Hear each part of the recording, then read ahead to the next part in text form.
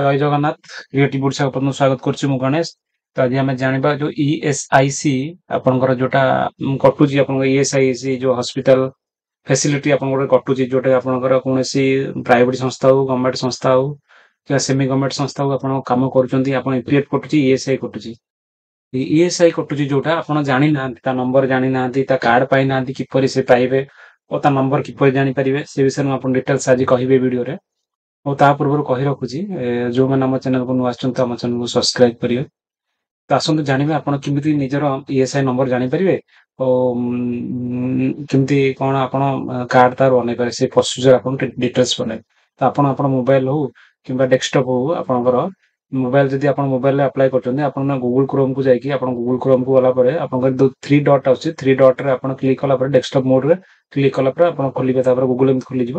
ଖୋଲିଲା ପରେ ଆପଣ ଏଠି ମାରିବେ ଏମ୍ପ୍ଲୟ ଇଏସ୍ଆଇ ଏମ୍ପ୍ଲୟ ସର୍ଚ୍ଚ ଉପରେ କ୍ଲିକ୍ କରିବେ। ପ୍ରଥମ ଉପର ଲିଙ୍କ ଦେଖାଉଛି ଆପଣ ଇଏସ୍ଆଇ ଯୋଉ ଇଣ୍ଡେକ୍ସ ଏହା ଉପରେ ଆପଣ କ୍ଲିକ୍ କରିବେ। ତାପରେ କ୍ଲିକ୍ କଲା ପରେ ମୁଁ ବର୍ତ୍ତମାନ ଆପଣଙ୍କର ଷ୍ଟେଟ୍ ଆପଣଙ୍କ ଷ୍ଟେଟ୍ ଆପଣ ଯାହା ଏଠି ଆଡ୍ କରିବେ ଷ୍ଟେଟ୍ ଆଡ୍ କରିଦେବେ ଡିଷ୍ଟ୍ରିକ୍ଟ ଆପଣ କୋଉ ଡିଷ୍ଟ୍ରିକ୍ଟରେ କାମ କରୁଛନ୍ତି ସେଇ ଡିଷ୍ଟ୍ରିକ୍ଟ ଆପଣଙ୍କର କୋଉ ଡିଷ୍ଟ୍ରିକ୍ଟରେ କାମ କରୁଛନ୍ତି ତ ଛାଡ ସେଇଟା କଥା ନୁହେଁ ଆପଣଙ୍କର ମାନଙ୍କର ଯୋଉ କୋଉ ଏଜେନ୍ସି ନେଇଛି ତା ଅଫିସଟା କୋଉ ଡିଷ୍ଟ୍ରିକ୍ଟରେ ଅଛି ସେଇଟା ଆପଣଙ୍କୁ ଏଠି ଏଣ୍ଟର କରିବାକୁ ପଡିବ।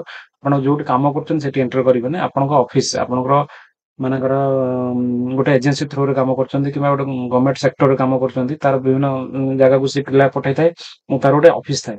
ସେ ଅଫିସଟା କୋଉ ଡିଷ୍ଟ୍ରିକ୍ଟରେ ସେ ରେଜିଷ୍ଟ୍ରି କରିଛି ସେଇ ଡିଷ୍ଟ୍ରିକ୍ଟଟା ଆପଣ ଏଠି ଦେବେ। ଆମର ଏଇଟା ମୁଁ କଟକରେ କାମ କରୁଛି ବଟ୍ ଆମର ଖୋର୍ଦ୍ଧାରେ ଅଛି ଅଫିସ ଖୋର୍ଦ୍ଧାରେ ମାରିଲି।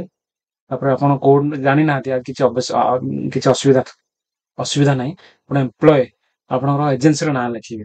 ମୋ ଏଜେନ୍ସି ଯିଏ ମୁଁ ଲେଖିଥିଲି ଆମ ଏଜେନ୍ସିରେ ମାରିଦେଲେ ଆମ ଏଜେନ୍ସିର ନାଁ ତାପରେ ଆପଣଙ୍କର ଏଠି କ୍ୟାପଚା କୋଡଟା ଆପଣ ଯାହା ଅଛି ଏଠି ଟାଇପ କରିକଲା ଦେଖନ୍ତୁ ପଳେଇ ଆସିଲା ଏମିତି Abhiram care taking export service Shahidnagar Bhubaneswar ଆମର ଅଫିସ ଅଛି ଯୋଉଟା ଏଠି ଆପଣଙ୍କର ଆଇପି କାଉଣ୍ଟ ଏଠି ଦେଖନ୍ତୁ ଏମ୍ପ୍ଲୟ କୋଡ ଏଇଟା ଆପଣଙ୍କର ଆପଣ ରଖିଦେବେ ଆପଣ ଏମ୍ପ୍ଲୟ କୋଡଟା ମାନେ ଆଉ ଖୋଜିବାକୁ ପଡିବନି ଏଇଟା ଆପଣ ଏମ୍ପ୍ଲୟ କୋଡ ଆପଣ କ୍ଲିକ୍ କଲା ପରେ ଆପଣ ଡିଟେଲ୍ସ ଏଠୁ ପାଇପାରିବେ। ଏଠି ଆପଣ କ୍ଲିକ୍ କରିବେ କ୍ଲିକ୍ ପରେ ଦେଖନ୍ତୁ ଏମିତି ପଳେଇ ଆସିବ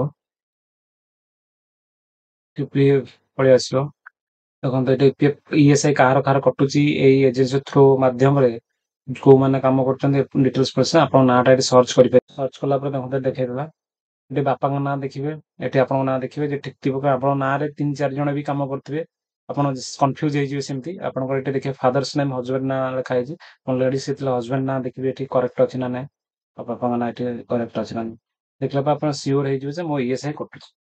ତ ଆହାର ନମ୍ବର ପାଇବାକୁ ହେଲେ ଆପଣ ଅନଲାଇନ ମାଧ୍ୟମରେ କୌଣସି ପ୍ରକାର ସୁବିଧା ଆସିନି ଏପର୍ଯ୍ୟନ୍ତ ଅନଲାଇନରେ ମାଧ୍ୟମରେ ଆପଣ ନମ୍ବର ପାଇପାରିବେନି।